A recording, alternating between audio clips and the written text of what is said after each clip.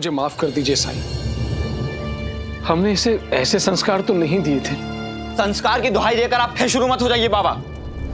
व्यापार करने के लिए व्यवहारिक होना पड़ता है, सख्त होना पड़ता है, तब जाकर व्यापार में लाभ अर्जित होता है। और आपने सुना नहीं है कि घोड़ा अगर घास से दोस्ती करेगा तो खाएगा क्या? और अगर आप में थोड़ी भी समझदारी होती ना बाबा, तो आज व्यापार वैसे का वैसा ना होता। आपकी दुनियादारी के चक्कर में हम कभी तरक्की नहीं कर पाए। खैर, ये सब बातें मैं आपसे क्यों कह रहा हूं? अगर आप में समझ होती तो इस खंडहर में अपना समय व्यर्थ न कर रहे होते आप। ऐसा नहीं है, आप जो सोच रहे हैं वो गलत है। व्यापार तो मैं भी करती हूँ, और हर व्यापारी ये जानता है कि अपने ग्राहक से अच्छे से बात करने से बिक्री बढ़ती है। अगर आप अपने ग्राहक के साथ अच्छे से पेश आते हैं तो वो दोबारा आपके पास आते हैं,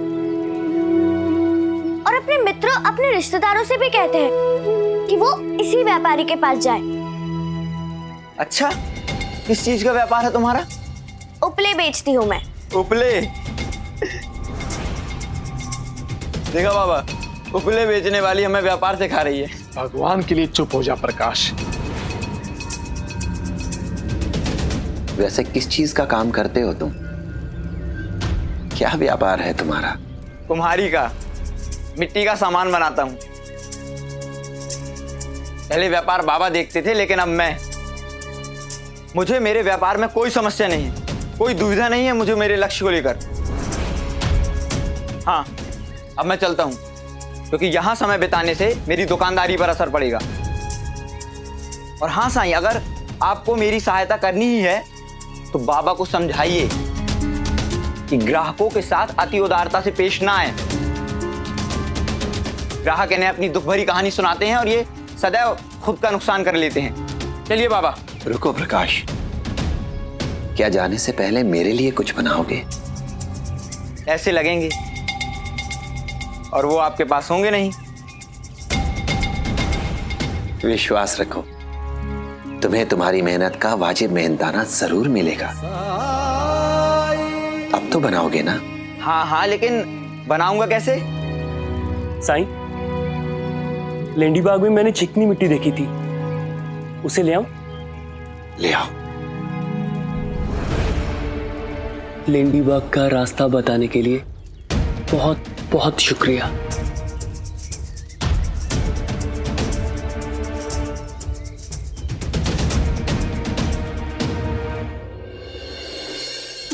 मामी जी, क्या आपने आई को देखा है कहीं पे? नहीं तो, तुम्हारी आई तो बहुत देर से दिखाई दीदी। क्या जमाना आ गया है। पहले तो माँ बापों को अपने बच्चों की फिक्र होती थी, लेकिन यहाँ तो उल्टा ही है। घोर कलयुग मामी जी, घोर कलयुग। रुक्मिणी! जी आई।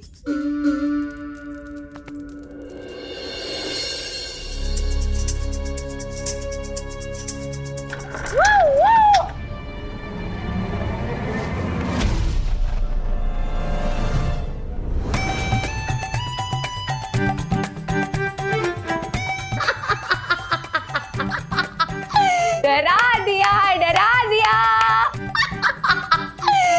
आज जाकर बचपन का बदला लिया है मैंने दादा। याद है बचपन में तुम मुझे ऐसे ही डराया करते थे। डरा दिया। ये चिवताई को क्या हो गया है? अरे वही नहीं, मैंने ना दादा को डरा दिया ऐसे।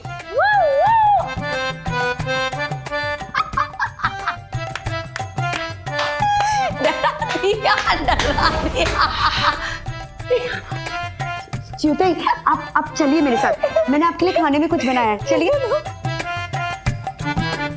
कहाँ है कुत्ता? डंडा।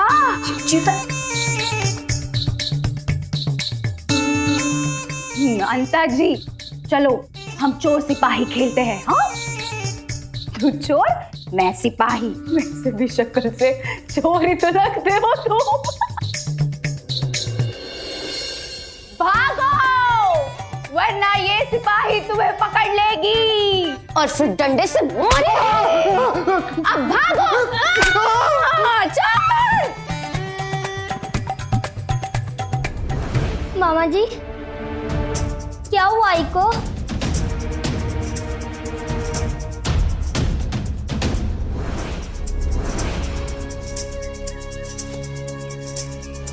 और कितना समय लगेगा मिट्टी लाने में? अगर और समय लगा तो अतिरिक्त पैसा लूंगा मैं। वैसे भी मैं किसी के दरवाजे पर जाकर काम नहीं करता। तुम बेफिक्र रहो, मैं वादा करता हूं तुमसे कि तुम यहां से अमीर आदमी बनकर जाओगे। राणो जी, आप तो हमें इसलिए लाए थे ताकि प्रकाश के गुस्सा करने की आदत को साईं खत्म कर दे। फिर ये सब सबूरी का अर्थ होता है सब्र रखिए। साईं के रास्ते टेढ़े मेढ़े जरूर होते हैं, लेकिन अपनी मंजिल तक जरूर पहुंच जाते हैं। देखना, आज आपका बेटा अपना गुस्सा यहीं त्याग कर जाएगा, है ना साईं?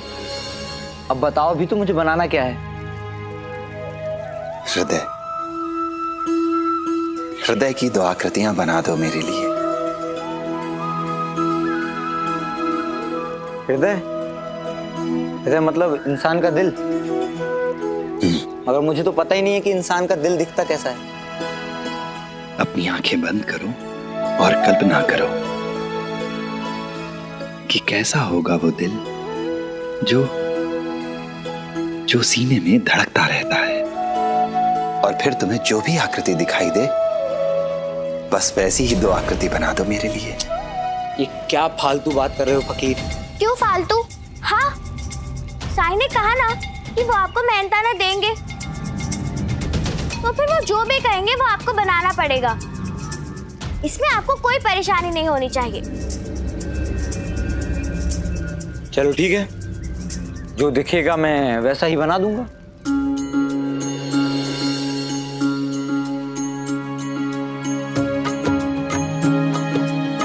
मन में साईं के क्या है कौन जान पाए। ओम साईं ओम साईं ओम साईं साईं ओम साईं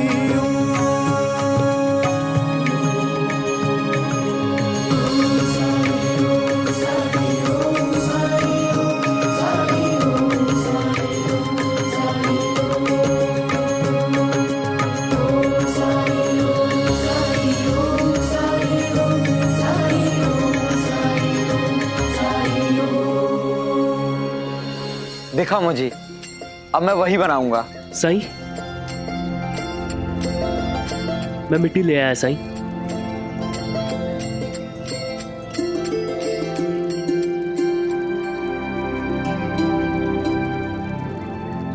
लेकिन आकृतियां बनाने के लिए तो भट्टी भी लगेगी। प्रकाश, जब एक साथ कई बर्तनों को पकाना होता है तो भट्टी की आवश्यकता होती है, पर इन दो आकृतियों को पकाने के लिए तो ये चूल्हा ही बहुत है।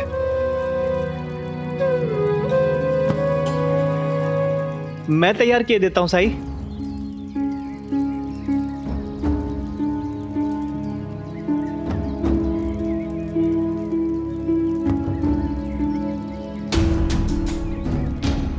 मुझे पानी लगेगा। हाँ,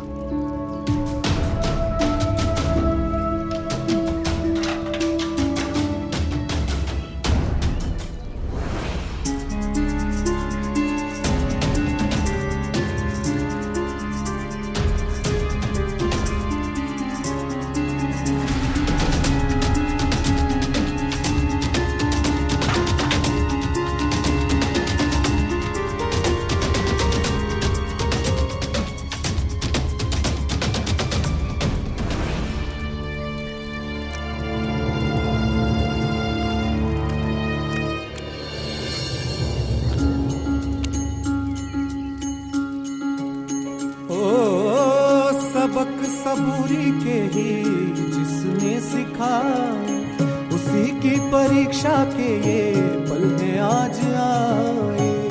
बदरा बुराई के ये जितने भी छाए, साईं मेरे अच्छाई का जल बरसाए। कष्ट जो अपार साईं हंस के उठाए, मन में साईं के क्या है कौन जान पाए। ओम साईं ओम साईं ओम साईं साईं ओम साईं ओम।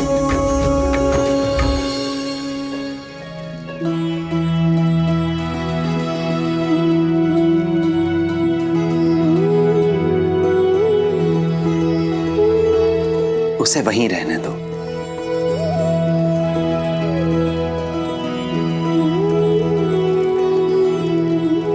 लेकिन बिना आग के पकेगा नहीं।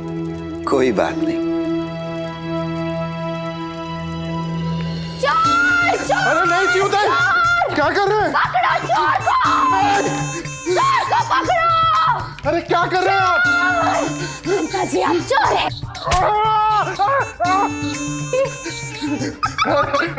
ये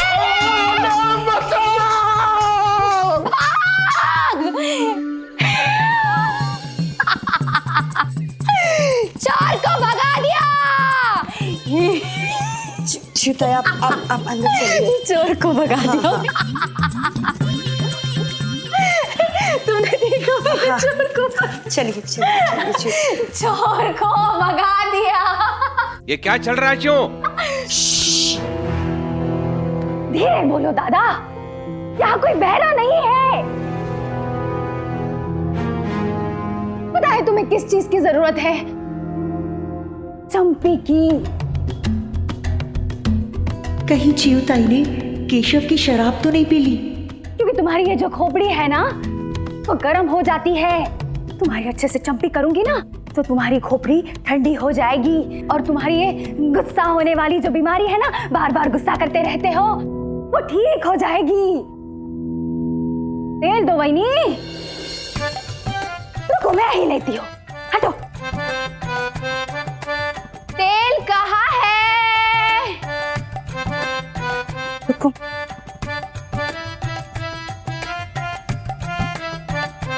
अरे तेल मिल गया। चलो तुम्हारी चंपी करती हूँ।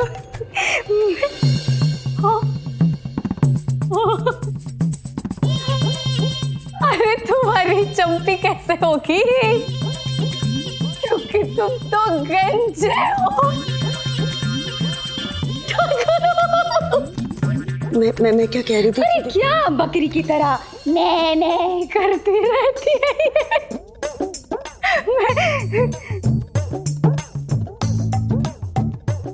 अरे गोविंदा, मेरे लाडले, आ मेरे पास आ। रुक जा, मैं आती हूँ तेरे पास।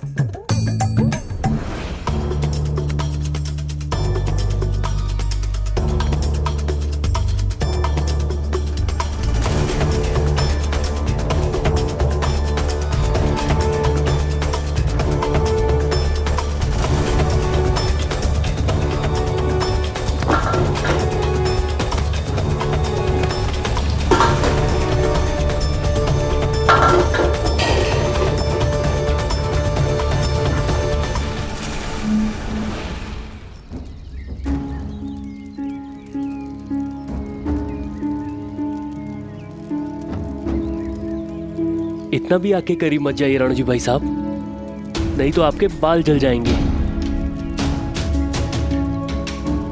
और आपके दिल जितने छोटे हो जाएंगे। सब सुना है मैंने आपके बारे में। पहले साईं ने आपकी बीमारी ठीक की थी, उसके बाद आपने कहा था कि आप द्वारका माई में ही रहेंगे साईं के साथ और उनकी सेवा करेंगे। पर जैसे ही आप ठीक हुए, आप चले गए अपनी पत्नी के पास और साईं को भूल गए। लेकिन जब फिर से मुसीबत आई तो साईं की याद आई। हाल ही में तो सेवा शुरू की आपने उनकी।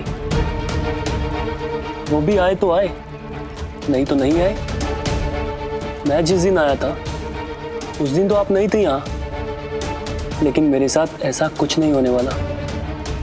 क्योंकि अब तो साईं ही मेरा परिवार है। मैं तुम्हें क्यों सफाई दूं?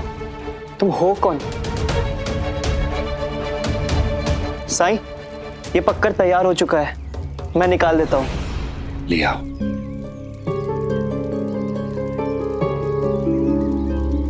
रहने दीजिए, मैं निकाल देता हूँ।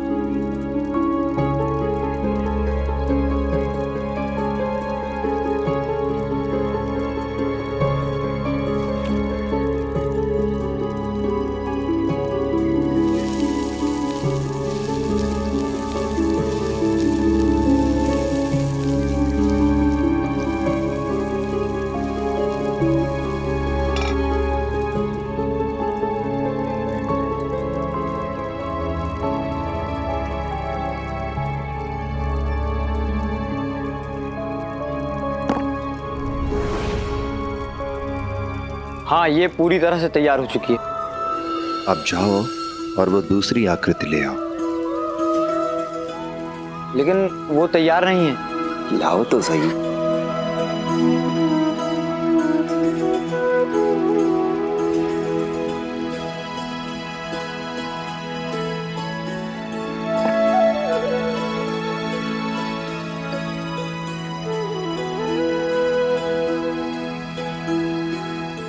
देखा, ये सूखा नहीं है, लेकिन इसके भी पैसे लूंगा मैं। हाँ हाँ ठीक है, दे दूंगा पैसे।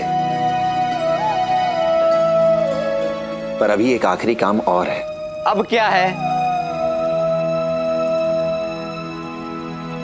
मुझे एक पत्थर चाहिए।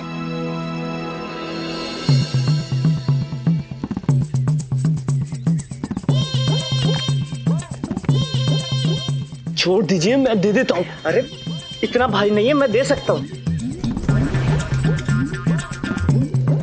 साई, ये दोनों एक दूसरे की कितनी फिक्र करते हैं, लेकिन इन दोनों के चक्कर में हम बैठे रह जाएंगे। साई आप रुकिए, मैं पत्थर लेकर आती हूँ।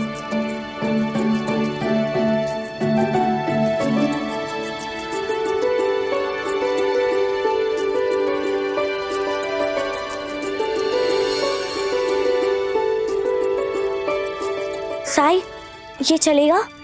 हाँ। सुनिए आप दोनों, आप उस पत्थर को उधर ही रख दीजिए, हमें दूसरा पत्थर मिल गया है। ये लो। लो। मैं चाहता हूं कि तुम इस पत्थर से इन आकृतियों को तोड़ो। अगर तोड़ना ही था तो बनवाया क्यों? बाबा, आप इस आदमी से मदद मांगने आए थे। खैर, मुझे क्या, अगर तुम कहते हो तोड़ देता हूं।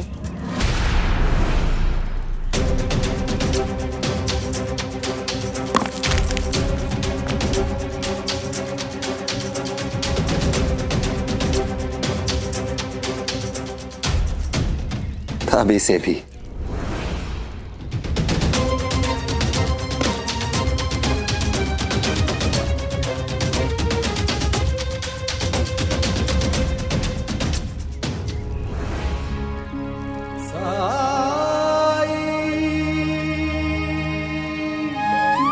क्या तुमने गौर किया कि क्या हुआ है?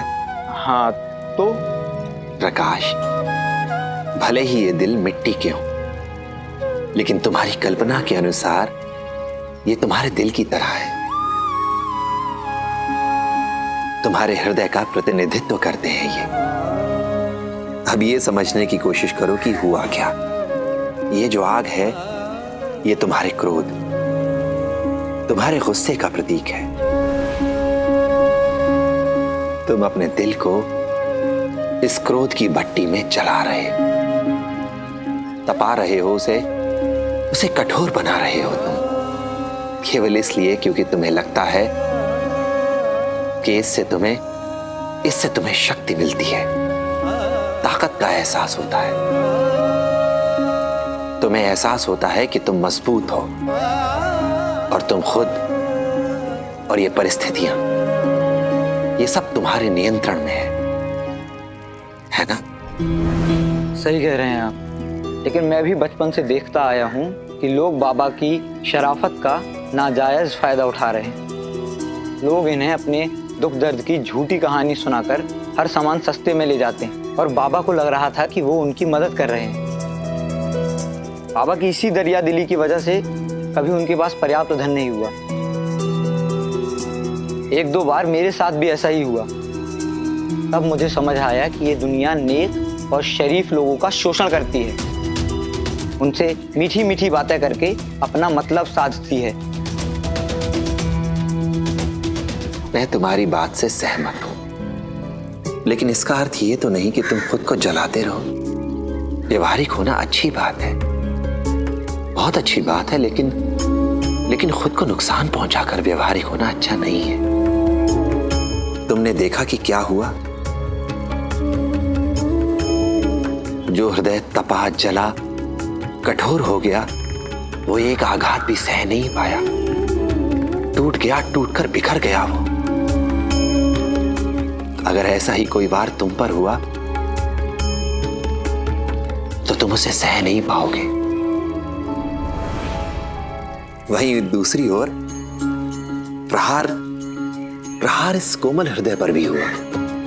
प्रभावित हुआ ये भी, लेकिन ये टूटा नहीं, बिखरा नहीं। इसे दोबारा अपनी पहले वाली स्थिति में वापस लाया जा सकता है। अब ये तुम पर निर्भर करता है कि तुम अपने दिल को कैसा बनाना चाहते हो।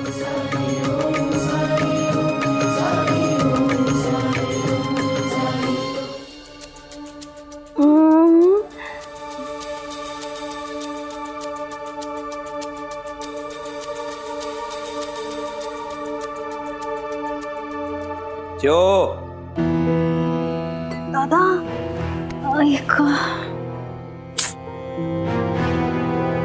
चिवताई, अब आप कैसा महसूस कर रही हैं? मेरा सर भारी हो रहा है, उल्टी जैसा हो रहा है। क्या हुआ था मेरे साथ? ये तुम ही बता सकती हो चिवो, ऐसी विक्षिप्तता क्यों पागलों की तरह बर्ताव कर रही थी तुम? विक्षिप्तता? मैं?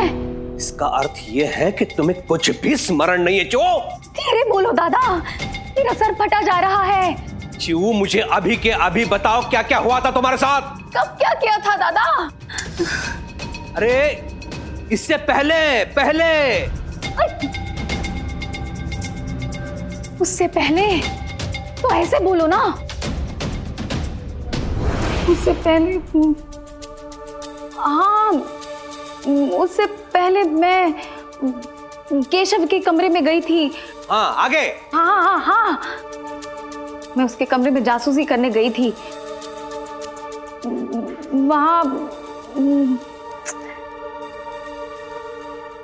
वहाँ पे वो भजिए रखे हुए थे और मुझे भूख लगी थी तो मैंने खा लिए।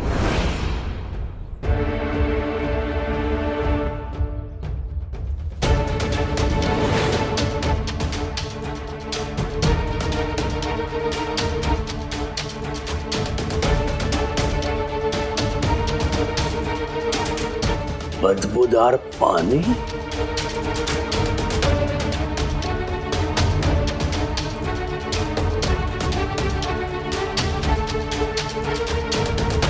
हे भगवान, इस बात का ही डर था मुझे।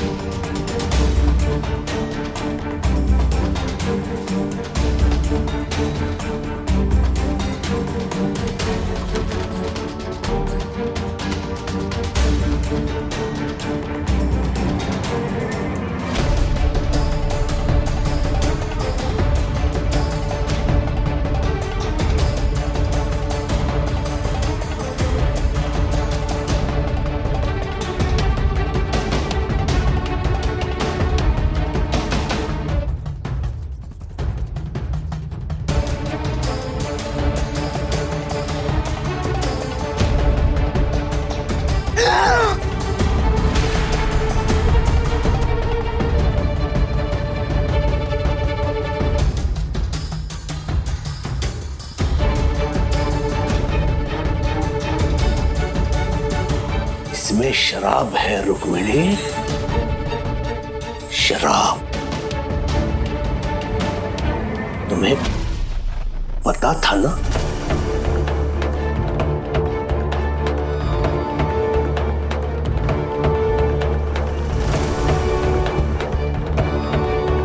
पता था तो बताया क्यों नहीं?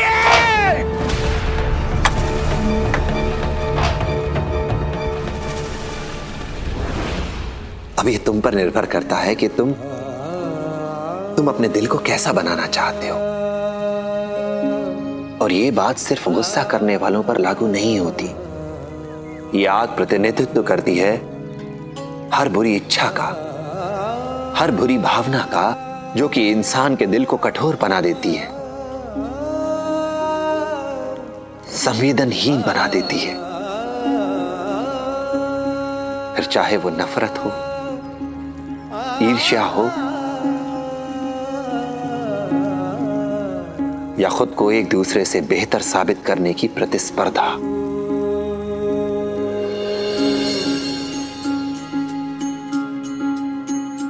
ओ जीवन डगर कभी जो कठिन हो जाए, मन विचलित हो और कोई मार्ग न पाए, अंधियारे की गहरी रात जो आए, हिम्मत टूटे और कुछ भी समझ न आए, तू श्रद्धा पथ पे सबूरी धर के बिना डिगे बस चलता जा। तू श्रद्धा पथ पे सबूरी धर के बिना डिगे बस चलता जा।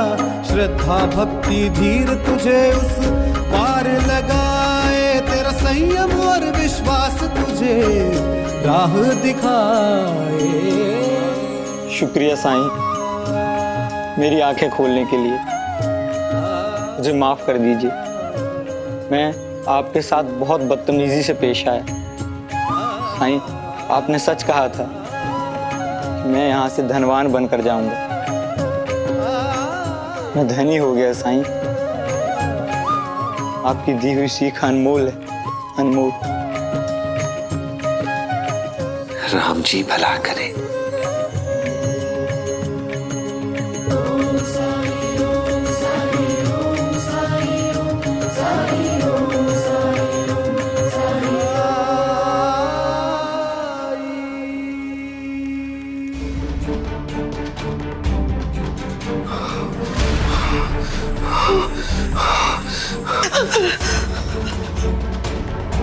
केशव कहाँ है? मैं यहाँ हूँ।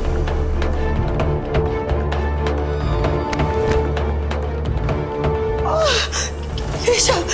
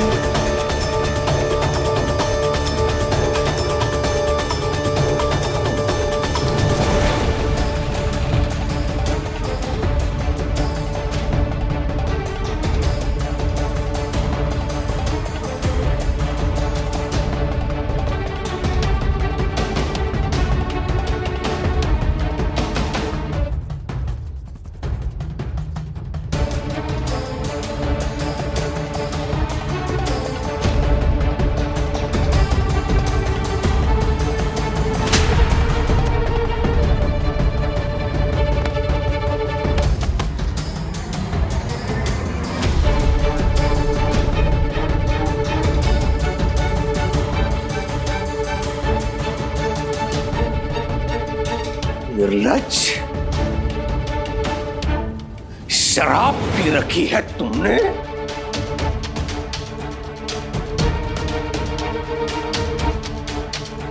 इतना दुस्साहस? शराब पी के वाड़े में चला आया तू?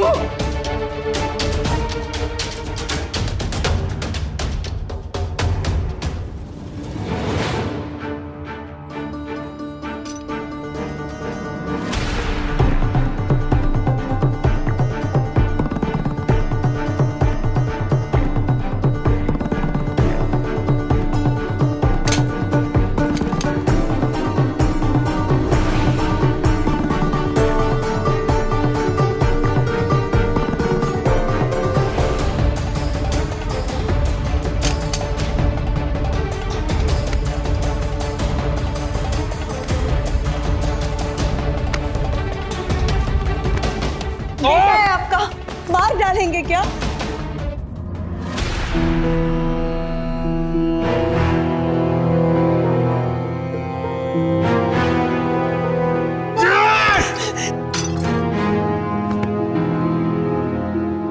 की भट्टी से शराब पी के आया है ये। समझ रही है ना इसका परिणाम क्या हुआ होगा? वहां कितने लोगों ने उसे देखा होगा शराब पीते हुए। अब तक सब लोगों को पता चल चुका होगा कि कुलकर्णी सरकार का बेटा शराबी है, शराबी।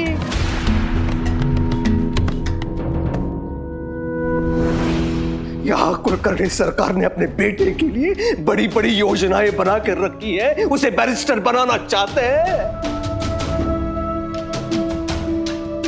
तू होनहार नहीं है, तू शराबी है, शराबी।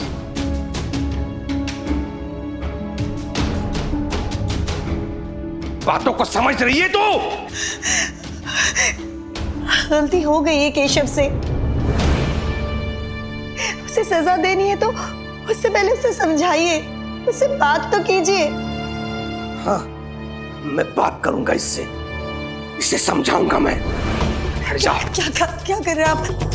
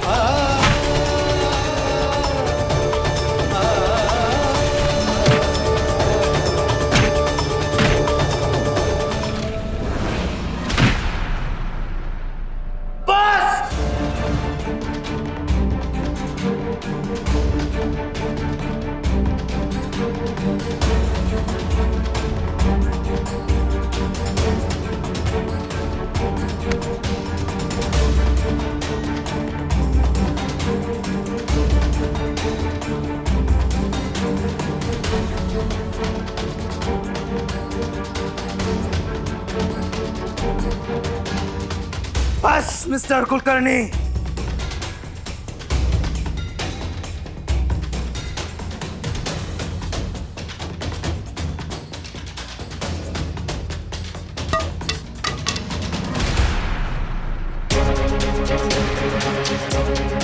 आज हुआ सो हुआ, लेकिन आगे से आप मुझे हाथ लगाने की कोशिश भी मत कीजिएगा।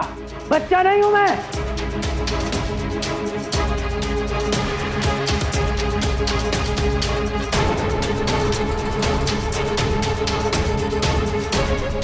आज तक किसी ने मुझसे इतनी ऊंचे स्वर में बात नहीं की, और तुम मुझे आंखें दिखा रहा है, अंग्रेजी झाड़ रहा है मुझ पर, चेतावनी दे रहा है मुझे।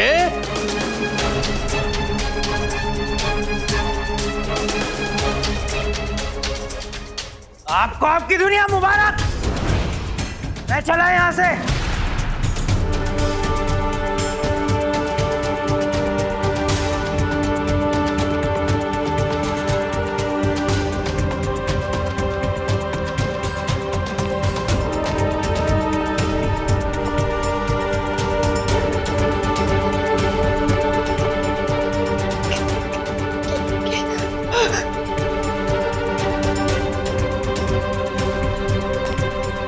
खबरदार!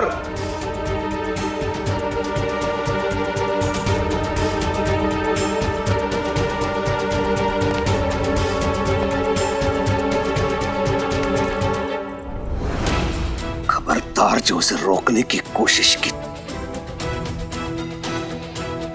ऐसे अधर्मी कपूत के लिए ना ही मेरे घर में जगह है, ना ही हृदय में।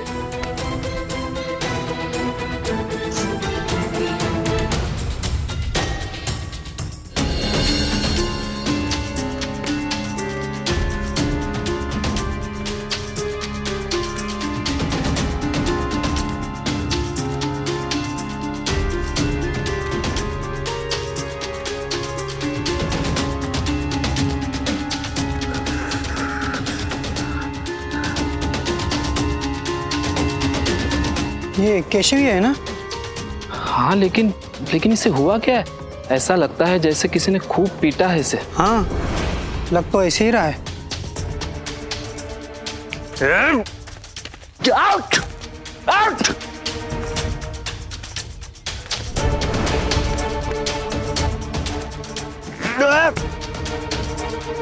नहीं क्या?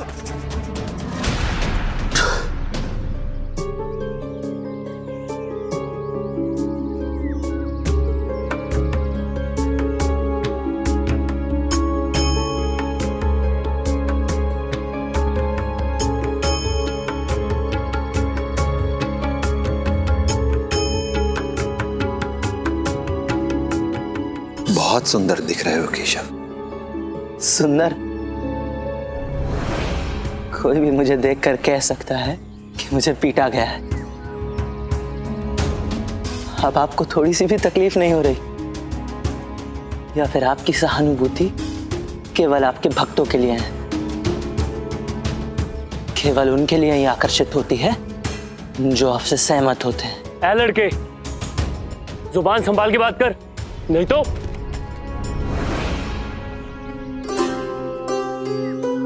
तुम्हारी तकलीफ का एहसास मुझे है, लेकिन हिंसा, विद्रोह, विरोध ये कभी उत्तर नहीं हो सकते। तुम्हारी चोट में मुझे तुम्हारे पिता की चिंता दिख रही है। सही मार्ग पर लाने का प्रयास किया है उन्होंने तुम्हें, और अगर इससे तुम सही मार्ग पर आ गए तो ये उनके दिए उपहारों में तुम्हारे लिए सबसे ज्यादा मूल्यवान होगा। सबसे मूल्यवान। वाह, सही में कुलकर्णी सरकार आपको पाखंडी कहते हैं। पाखंडी। पूरी शिरडी जानती है कि आपका और कुलकर्णी सरकार का 36 का आंकड़ा है। और अब वही कुलकर्णी सरकार मुझे मारने के बाद वो एक अच्छे पिता बन गए। जब मैं छोटा था तब आपकी चिकनी चुपड़ी बातों में आ जाया करता था, लेकिन अब मैं बच्चा नहीं रहा हूं। मुझ में अक्ल आ गई है, परखने का ज्ञान आ गया है, और मैं जान गया हूं कि आपके हंसते हुए चेहरे के पीछे क्या राज है। और यह भी जान गया हूं कि आपकी चिंता केवल व्यर्थ की है, केवल ठकोसला।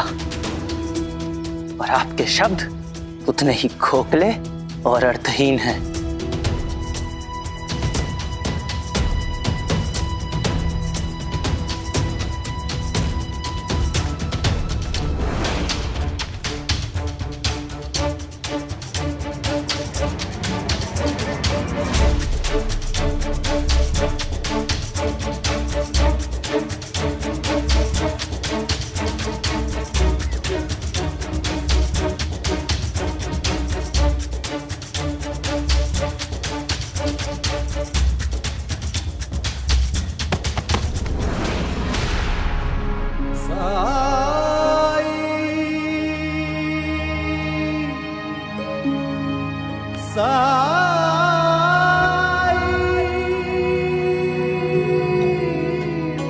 इसे तुरंत द्वारकामाई ले जाना होगा।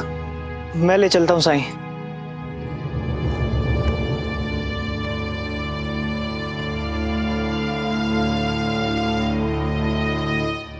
राणू जी भाई साहब, ये आपके बस का काम नहीं है, पहलवानों का काम है। देखिए और सीखिए कि साईं की इच्छा कैसे पूरी की जाती है।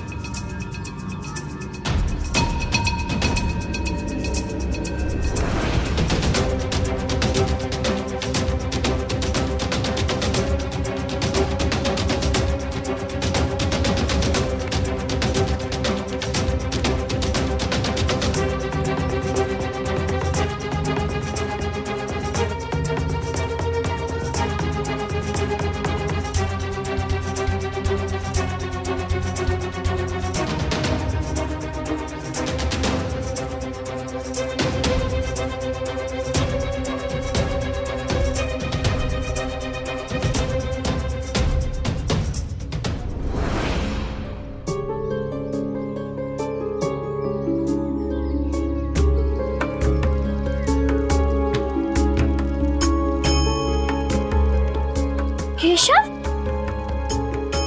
साई, केशव को क्या हो गया? साईं, मैं मदद करता हूँ। रहने दो।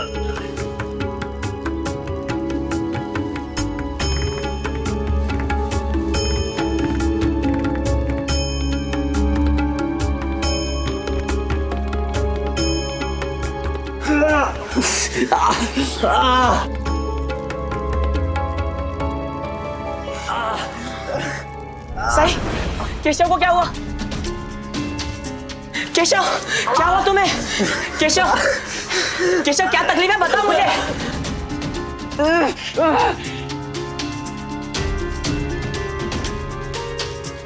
केशव, केशव मेरी आवाज सुनाई दे रही है ना? केशव। साई, केशव ठीक तो हो जाएगा ना?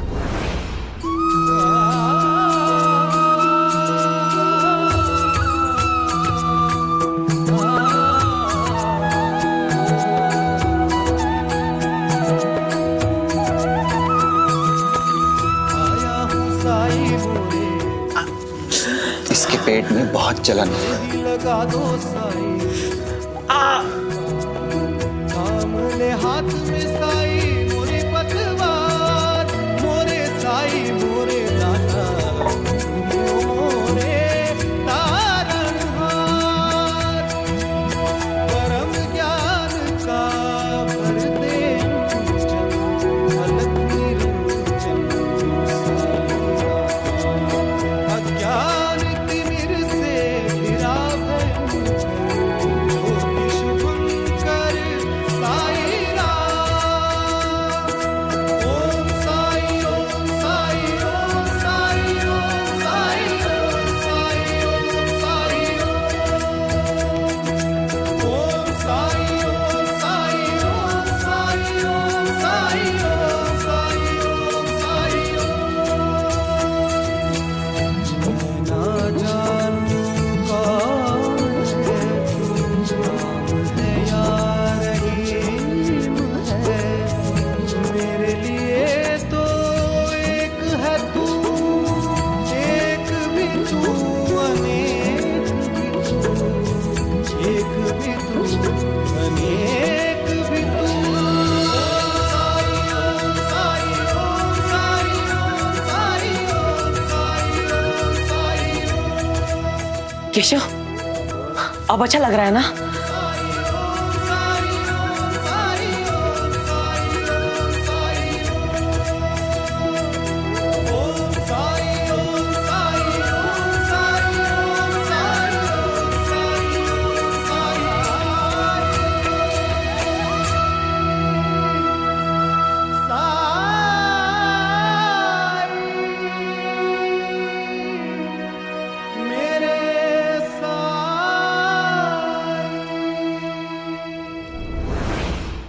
ऐसे और भी मज़ेदार वीडियो के लिए हमारे चैनल को लाइक, शेयर और सब्सक्राइब करें।